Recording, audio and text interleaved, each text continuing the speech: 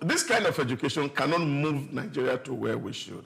If we are thinking that we want to do trade in school, then the manpower that will deliver the curriculum, they have to be prepared, they have to be ready.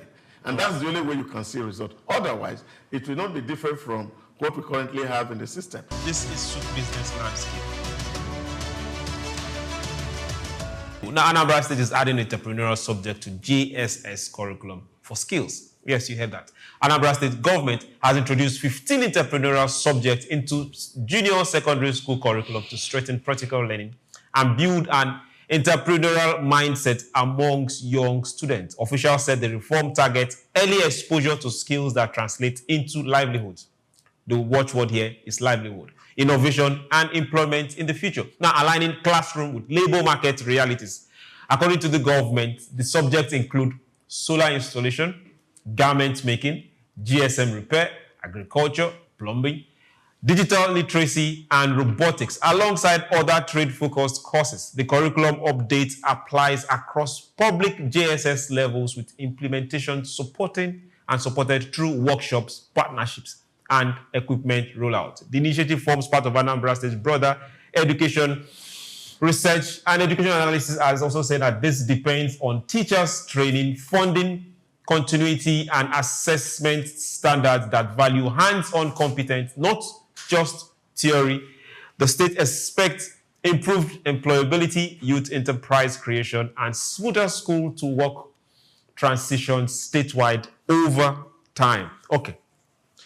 Let me not say the amount of years. Years ago, when I was in secondary school, it used to be woodwork, metalwork, and technical drawing. That was the major intro tech, and it was just the intro tech for intro tech. Go read, study, and go pass your GS exams. Now we are seeing real hand-on learning for junior secondary school students. Should other states follow suit?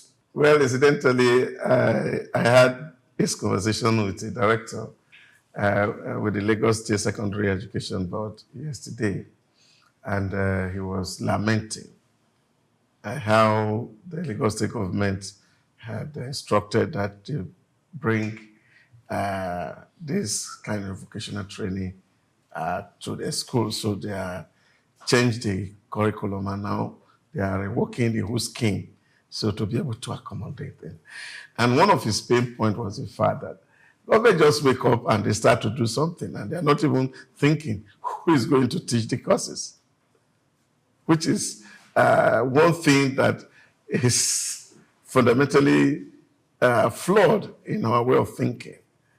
There was no better education minister that Nigeria had than a man called Babs Fanfuwa. He was almost an idol to me at the time he was alive because of his thinking on how to actually transform education in Nigeria. But unfortunately, it was like putting the cart before the horse. Government invested seriously in machineries to do this woodwork. Exactly. And in most schools, all the secondary schools in Nigeria actually benefited. They distributed to even the hinterland. But unfortunately, there were no teachers exactly who were going to transfer the skills to these children. And after a while, some of those equipment were vandalized. Some found their way to market. To market for sale and the rest of it. So I think that when we are thinking as a country, we must be solution-minded. Solution-minded. So that at the end of the day, you don't just start a program and you don't have capacity to deliver it. If I may ask, the College of Education in Anambra State, are they training teachers on GSM repairs? Okay.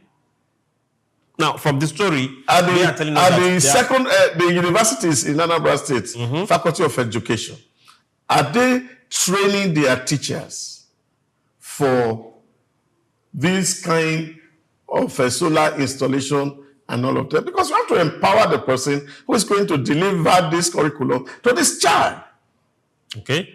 You see, because that's the only way to be effective. You see, some years ago, I went to facilitate a training at Auchi Polytechnic. So after the training, I was asking the rector, and I said, look, you actually have a faculty called building engineering. And I said, oh, you're building, they are not built well. I told my father, she said to me that, of course, government don't even allow the children to even touch sand, let alone. So it's contractors that are building it. In the school? In the school, yeah. So you can imagine that you have somebody who is studying building technology, for example, and he doesn't know how to mix sand. It's only in the classroom that they are doing it. I remember in our days in the university, when they were teaching us computer appreciation, teaching us Fortran 77. That must and I don't know what it looked like. A long time ago. I didn't know what it looked like. But it was called computer appreciation. We did those courses. We never saw what a computer looked like. You are appreciating the computer. Yeah. So there was a time they said, okay, they taught us what programming language was. And what we did was that we gathered money and give it to the course lecturer, who actually was a mathematics teacher, really, converted to a computer science teacher. And then, of course, he takes collect all the money and all the things that you think you have written, and they send it to Uniben at that time, because I think they say that was only the place they had a computer that could do programming.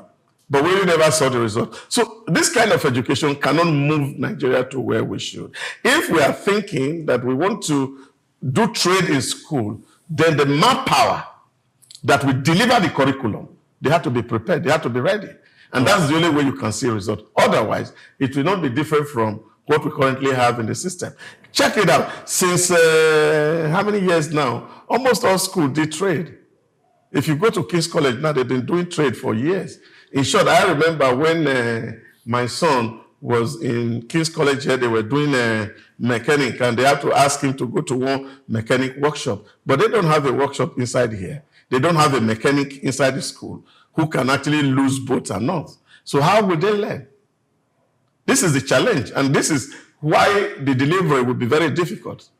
It would have been a better initiative if government is thinking first and foremost either to retrain some of the teachers in Anambra State and equip them and bring in experts into their tertiary institutions to prepare the staff who will deliver this curriculum. It will make a lot of sense. Okay. I'm coming to you now. Coming from where doctor is now to you. Now, their plan, they said, is they are going to interact and collaborate with workshops. We don't know the number of workshops they are talking about, but we know that the amount of schools, how much, if it's the entire state. And they are saying continuous teachers training.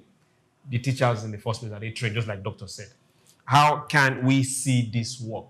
The initiative is on ground already. It's a policy that they're about to pass. How can we see this work short term before now start looking at long term? Okay, so I'd like to point out that this is a federal government policy by the new Minister for Education, Dr. Maruf Alausa. And I'm happy to see that, because it's one thing for federal government to bring a policy. It's another thing for the subnationals to adopt it. And I'm happy to see that Anambra is trying to adopt it. From what Doctor said, Lagos State is also pressuring their schools to adopt it. And, in my culture, they say whenever it is money, it's good money. So better late than never. And I believe that when there is will, there is a way. If in this country, as a child, growing up, I learned French. We are not a French-speaking country, but we found French teachers to teach us French. I went to a school that gets funding from the Arab world, and I was made to study Arabic from my 100 level to 400 level. It's compulsory for everybody in that school. That's the condition of which Saudi government is sponsoring the school. And they find Nigerian Arabic lecturers to give us lecture. And it's a school of about 10,000 students, and they find enough people to teach Arabic, even though it's in this country. So, and I know people learn even German, different foreign languages. So what am I saying? There are phone repairers all over the place. I bet there are thousands of them in Computer Village, and across, there is a replica of Computer Village in every state in this country now. Solar installer, there are thousands of them in Alaba Market. and they are littered all over the place. So if, like I said, if there's a will, there's a way. There's a way we can bring these people, bring some of them into our educational system and make it work. Because some of these phone repairers, some of these solar installers, some of these builders, they are educated. It is the condition of this country that forced them to learn this trade to become phone repairer, solar installer. So there are some of these people that have enough education, and with right incentive, they can be able to come into these schools and teach and transfer their knowledge, even if it's on part-time basis. So in my own opinion, these are skills that can be good to bring down poverty in our country. Because if you graduate as a secondary school person and you can readily repair a phone, I don't think you are going to be hungry for one day. Because even in your household, you start getting phones to repair within your compound, within your neighborhood. So rather than churning out confused people as graduates, people go into school and they come out even more confused than when they go, because there's so much pressure on them, because they believe, oh, you've gone to school for 6 years, for 10 years, for whatever years, you should be better than the rest of them, or better than the rest of us. But they come out confused. So this can sort of like give people direction, and it can be like an hands-on, real-life trial and error, because a lot of people come out as a graduate and they have to try 2, 3, 4 jobs before they settle to say, oh, this is what I really want to do, right? So this, if they learn this in school, they have tried phone repairing, they've tried solar installation, they've tried fixing the car, they can come out to say, okay, I've tried these 3, 4 things. I'm really passionate about this. I'm really interested in this, and this is what I want to do. So in my own opinion, the implementation rests on the subnationals, the local government, the state government, the commissioner of education at the subnational level to implement this to the best. But I believe there's a way to implement this.